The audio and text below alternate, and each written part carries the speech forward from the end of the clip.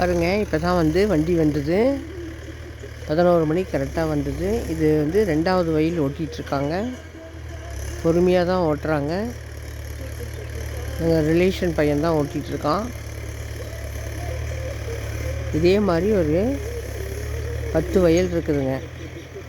எப்படியும் ஒரு 5 மணி நேரம் ஆகிடுங்க. ஒரு மணிக்கு 1000 ரூபாய் கேட்குறாங்க. இப்போ ஃபஸ்ட் டைம் ஓட்டிட்டு 2 நாள் கழித்து மறுபடியும் இதே மாதிரி எல்லா வயலும் ஓட்டணுங்க. அப்போ தான் காடு பார்த்தா நீட்டாக இருக்கும்.